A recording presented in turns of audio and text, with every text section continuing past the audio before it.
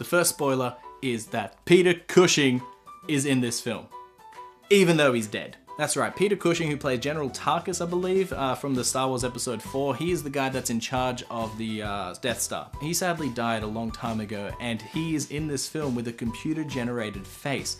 It was such a weird thing to see. When they first introduce him, you see the back of his head, and you see like a reflection on like a screen in front of him, so I thought, oh yeah, that's about all they'll do.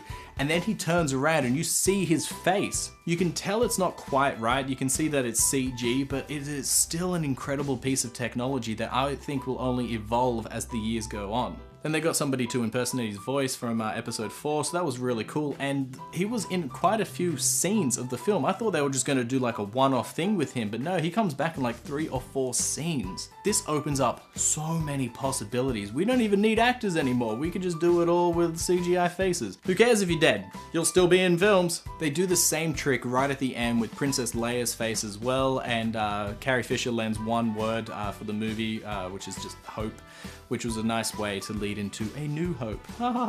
Speaking of which, there were a few cameos and strange things in this film that felt kind of forced. R2-D2 and C-3PO have like a 2-second scene where they're like, oh look, there's something's going on, why didn't we ever get invited? Why was that scene even in the film? It was just a reason to throw another character in that people recognize, even though it didn't need it. Also, the dude from number 3, I can't remember what his name was, but he was one of the few people that knew that Luke and Leia were Vader's children. Spoilers. There's a really awkward scene where he's talking to the lady that leads the rebellion, which I also forget. She goes up to him, she's like, hey, I remember that you knew about one of the Jedi that survived the culling 18 years ago.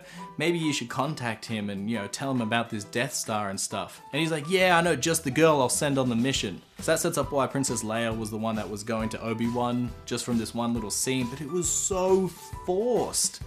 It was one of those scenes where like, oh, we just want to tie it into A New Hope. And I didn't get why they did it either. Like, why was this lady asking 18 years later to contact a Jedi? Wouldn't that be one of the first things you did? You're like, oh my god, we're in a war. Hey, you knew a Jedi. Do you think he can help us? Nope, 18 years. That's one of the reasons why I thought it was so forced. The ending of this film, like I said, was also a little bit of a disappointment because they went with the everybody died. That's right, nobody in this movie survives because they weren't in the sequel trilogy, and in order to just make sure that they get around that, they killed them off. It was a super big cop-out, but I still understand why they did that. Everyone also knows that Vader is in this film because he was in the trailers. He's only in like 5 minutes, maybe a little bit more of the film, but his 2 major scenes are the best scenes of the film, and that's sad. His first scene is when he's talking to the general, what's his name? Like I said, I don't remember anybody's name that wasn't in a previous movie. He's talking to the general, and the general's like, oh, am I getting promoted? And after he says that, he starts choking, the force choke, and we're like, oh yeah, this is really good. And then Vader has a one-liner saying something like, don't choke on your aspirations.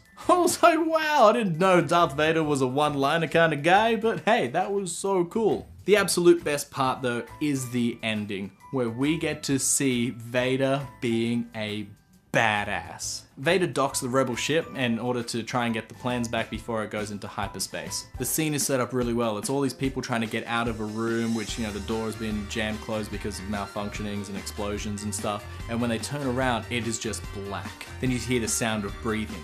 And then out of the darkness, the red lightsaber comes out and illuminates Darth Vader.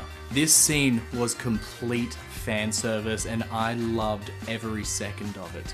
Vader goes in and he starts killing everybody. They start shooting at him and he's deflecting the bullets. He's force choking people. He's lifting them up and throwing them into people. He's cutting them down with his lightsaber. He annihilates this entire hallway of people, and it shows how badass he was. In episodes 4, 5, and 6, one of the major problems is that Darth Vader doesn't feel very menacing because he doesn't do all that much. He is an intimidating figure, don't get me wrong, but his evilness isn't really shown. In this film, it showed you in 2 minutes how much of a threat Vader was. So I would say that this movie was well worth the price of admission just to see that Vader scene. Guys, don't forget to like and subscribe and tell me what you thought about Rogue One.